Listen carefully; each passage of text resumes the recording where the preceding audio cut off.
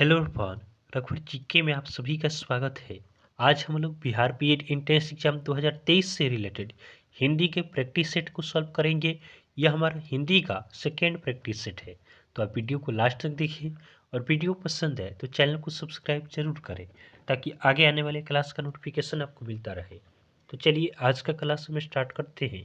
हमारा first question है, इनमें से कौन सा पक्षी का पर्यायवाची शब्द नहीं है। हमें बताना है कि इनमें से कौन सा आपका पक्षी का पर्यायवाची शब्द नहीं है। तो ऑप्शन ए हमारा है विहंग। विहंग आपका पक्षी का पर्यायवाची शब्द होता है।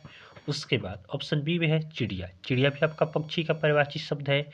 ऑप्शन सी है खेचर। खेचर भी आपका पक्षी का पर्यायवाची शब्द होता है।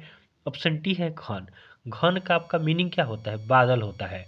तो बादल आपका पक्षी का पर्यायवाची शब्द नहीं है, तो ऑप्शन डी हमारा क्या होगा? सही आंसर होगा। नेक्स्ट क्वेश्चन है, निम्नलिखित में से सुगम का विलोम शब्द क्या होगा? तो सुगम सुगम का विलोम शब्द आपका क्या होता है? दुर्गम होता है। तो ऑप्शन ए हमारा सही आंसर होगा। नेक्स्ट क्वेश्चन है, जिसका गर्दन सुंदर हो उसे क्या कहते हैं? जिसका गर्दन सुंदर हो उसे क्या कहा जाता है? तो उसे हम सुग्रीव कहते हैं। क्या कहते हैं? सुग्रीव कहते हैं। ऑप्शन सी हमारा सही आंसर होगा। देखिएगा ऑप्शन ए में दिया है पंकज। तो पंकज किसे कहते हैं? तो पंख से जन्म लेने वाले को क्या कहते हैं? पंकज कहते हैं। ऑप्शन बी में है अतिथि। तो अतिथि किसे कहते हैं? तो जिसके आने की तिथि निश्चित न हो उसे क्या कहा जाता है? अतिथि कहते हैं। ऑप्शन डी में है अनुपम। अनुपम किसे कहते हैं? तो जिसकी उपमा न हो उसे क्या कहा जाता है? अनुपम कहा जाता है। नेक्स्ट क्वेश्चन है, 3-4 में कौन सा समास है? देखिएगा 3-4 क्या है? इसमें दोनों पद आपका प्रधान है। तो जिसमें दोनों पद प्रधान हो वह कौन सा समास होता है? वह आपका द्वंद्व समास होता है। तो ऑप्शन बी हमारा सही आंसर होगा। जैसे आपका भाई बहन हो गया, माता पिता हो गया, पिता पुत्र हो गया, ये सभी भी आपके द्वंद्व समास होते हैं। नेक्स्ट क्वेश्चन है, देवालय में कौन सा समास है? देवालय, तो देवालय मीन्स क्या होता है? देवालय का मीनिंग आपका होता है देवता के लिए आलय, अर्थात देवता के लिए घर। तो देवालय में आपका तत्पुरुष समास होगा। क्या होगा? तत्पुरुष समास होगा। ऑप्शन ए हमारा सही आंसर होगा। देखिएगा तत्पुरुष समास किसे कहते हैं? तो इसके क्या होता है? तत्पुरुष समास में अंतिम पद प्रधान होता है और पहला पद आपका संज्ञा या विशेषण होता है। नेक्स्ट क्वेश्चन है, कौन सा शब्द जातिवाचक संज्ञा नहीं है? कौन सा शब्द आपका जातिवाचक संज्ञा नहीं है? तो ऑप्शन ए में है लेखक। लेखक से आपका पूरे जाति का बोध होता है, तो लेखक आपका जातिवाचक संज्ञा है। ऑप्शन बी है शिक्षक। शिक्षक भी क्या है? आपका जातिवाचक संज्ञा है। ऑप्शन सी है वकील। वकील भी आपका जातिवाचक संज्ञा है। ऑप्शन डी है मीठा। मीठा आपका जातिवाचक संज्ञा नहीं है। तो हमारा सही आंसर क्या होगा? ऑप्शन डी हमारा सही आंसर है। नेक्स्ट क्वेश्चन है, गंगा नदी कौन सा संज्ञा है? देखिए केवल यहाँ पे नदी रहता कि नदी कौन सी संज्ञा है, तो नदी तो आपका जातिवाचक संज्ञा हो जाएगा क्योंकि नदी के अंतर्गत तो प्रत्येक नदी ना आएंगे। लेकिन यहाँ पे क्या दिया है? यहाँ पे केवल गंगा नदी के बारे में चर्चा है। तो किसी खास व्यक्ति वस्तु स्थान के नाम को क्या कहते हैं? व्यक्तिवाचक संज्ञा कहते हैं। तो ऑप्शन ए हमारा सही आंसर होगा। नेक्स्ट क्वेश्चन है, मैं स्वयं भोजन बना लूंगी। इस वाक्य में स्वयं कैसा सर्वनाम है? मैं स्वयं, स्वयं भोजन बना लूंगी, तो स्वयं से क्या होता है? निजवाचक होगा। तो हमारा सही आंसर क्या होगा? ऑप्शन डी हमारा सही आंसर होगा।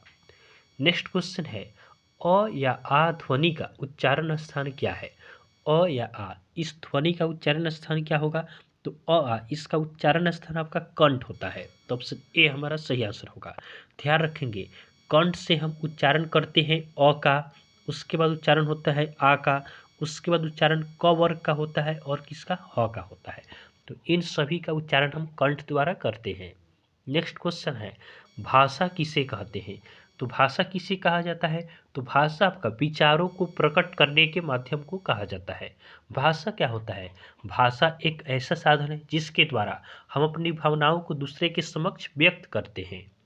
नेक्स्ट क्वेश्चन को देखते हैं। अगला प्रश्न है, निम्नलिखित में से कौन देशज शब्द है? तो देशज शब्द इसमें से हमें चूज करना है। तो देशज इसमें आपका क्या होगा? सेज आपका देशज होगा। ऑप्शन सी हमारा सही आंसर है। नेक्स्ट क्वेश्चन है, उष्म व्यंजन की संख्या कितनी है? उष्म व्यंजन इसकी संख्या आपका 4 होता है। तो ऑप्शन बी हमारा सही आंसर होगा। ध्यान देंगे उष्म व्यंजन कौन कौन से होते हैं? तो उष्म व्यंजन आपके होते हैं तलाबे स हो गया, उसके बाद मुदंत स हो गया, दंत स हो गया, ह हो गया। इसी तरह आपका होता है अंतस्थ व्यंजन। क्या होता है? अंतस्थ व्यंजन। तो ये आपके होते हैं य, र, ल और व होते हैं। उसके बाद आपका होता है अयोगवाह। तो इसे भी ध्यान रखेंगे। अयोगवाह क्या होते हैं? ये दो होते हैं। कौन कौन? तो एक अनुस्वार हो गया और एक आपका विसर्ग हो गया। नेक्स्ट क्वेश्चन को देखते हैं। अगला प्रश्न है निम्नलिखित में से अंतस्थ व्यंजन को चुनें। तो अंतस्थ व्यंजन ये कौन कौन से होते हैं? तो अंतस्थ व्यंजन आपके चार होते हैं। कौन कौन होते हैं? चार आपके होते हैं य, र, ल और व। तो इसमें से देखिएगा अंतस्थ व्यंजन को चूज करना है तो ऑप्शन ए में है य। ये इसमें दिया है तो यह क्या हो जाएगा? अंतस्थ व्यंजन होगा। ऑप्शन ए हमारा सही आंसर है। नेक्स्ट क्वेश्चन है त का उच्चारण स्थान है। तो त का उच्चारण स्थान क्या होता है? त का उच्चारण स्थान आपका दंत होता है। तो हमारा सही आंसर क्या होगा? ऑप्शन सी हमारा सही आंसर होगा। देखिएगा दंत द्वारा हम किन किन वर्णों का उच्चारण करते हैं। तो दंत द्वारा आपका त वर्ग का उच्चारण होता है, उसके बाद ल का होता है, उसके बाद दंत स का होता है। ध्यान रखेंगे। नेक्स्ट क्वेश्चन को देखते हैं। उस मूलध्वनि को क्या कहते हैं जिसके खंड या टुकड़ा नहीं किए जा सकते? तो उस मूलध्वनि को क्या कहते हैं जिसके खंड या टुकड़े नहीं किया जा सकता है? उसको आपका वर्ण कहा जाता है। तो ऑप्शन बी हमारा सही आंसर होगा। जैसे वर्ण आपका हो गया अ हो गया, आ हो गया, उसके बाद क हो गया, ये सभी वर्ण होते हैं। नेक्स्ट क्वेश्चन है मोहन शब्द में कितनी मूल ध्वनियाँ हैं? तो देखिएगा मूल ध्वनियों के लिए क्या करते हैं, इसको हम अलग अलग विच्छेद करेंगे।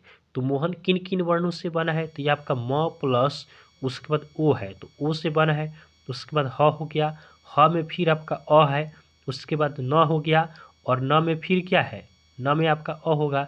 तो कितने इसमें ध्वनियाँ हुई? तो 1 2 3 4 5 6। तो हमारा सही आंसर क्या होगा? ऑप्शन बी हमारा सही आंसर होगा। नेक्स्ट क्वेश्चन को देखते हैं। स्वर वर्ण की संख्या कितनी है? स्वर वर्ण इनकी संख्या आपका 11 होता है। ऑप्शन सी हमारा सही आंसर होगा। कौन कौन होते हैं? तो ये आपके होते हैं, ये आपके हो गए अ हो गया, उसके बाद आ हो गया, छोटी ई हो गया, बड़ी ई हो गया, उसके बाद छोटी यू, उसके बाद आपका बड़ी यू, उसके बाद आपका क्या होता है? री होता है, उसके बाद छोटी ए, बड़े ए हो गया, उसके बाद आपका क्या होता है? ओ हो गया, अ हो गया। ये सभी क्या होते हैं? 11 स्वर होते हैं। नेक्स्ट क्वेश्चन है इनमें से कौन क वर्ग के अंतर्गत नहीं आता है? तो क वर्ग के अंतर्गत कौन कौन आते हैं? क ख ग घ अंग, ये आपके क वर्ग के अंतर्गत आते हैं। तो देखिएगा च ऑप्शन ए में है, च तो इसमें नहीं दिया है, च किस वर्ग में आएंगे? च आपका च वर्ग में आएगा। तो ऑप्शन ए हमारा सही आंसर है। नेक्स्ट क्वेश्चन को देखते हैं। इनमें से कौन ट वर्ग के अंतर्गत आता है? तो ट वर्ग के अंतर्गत कौन कौन आएगा? ट ठ, उसके बाद ड हो गया, ढ हो गया, अड़ हो गया, ये आपके ट वर्ग होते हैं। देखिएगा छ आपका च वर्ग का होता है, भ आपका किस वर्ग का होगा? प वर्ग का होगा, ग होता है आपका क वर्ग का, ड आपका होगा ट वर्ग का। तो ऑप्शन डी हमारा सही आंसर होगा। आज का हमारा लास्ट क्वेश्चन है स्पर्श व्यंजन, इनकी संख्या कितनी है? तो स्पर्श व्यंजन की संख्या आपका 25 होता है। तो ऑप्शन सी हमारा सही आंसर होगा। कौन कौन होते हैं? तो स्पर्श व्यंजन आपका क वर्ग होते हैं, उसके बाद आपके च वर्ग होते हैं, उसके बाद ट वर्ग होता है, उसके बाद आपका त वर्ग होता है और उसके बाद आपका प वर्ग होते हैं। ये सभी 5-5 होते हैं और ये सभी मिलकर कितना हो जाते हैं? ये सभी आपके 25 हो जाते हैं। तो इस प्रकार स्पर्श व्यंजन की संख्या 25 होती है। तो इस तरह हमने बिहार बीएड एंट्रेंस एग्जाम 2023 से रिलेटेड हिंदी का प्रैक्टिस सेट सॉल्व किया है। तो आपको वीडियो पसंद आया हो तो आप वीडियो को लाइक करें और चैनल को सब्सक्राइब जरूर करें। तो चलिए आज के लिए हम इतना ही रखते हैं, फिर नेक्स्ट वीडियो में आपसे मिलेंगे। तब तक के लिए धन्यवाद।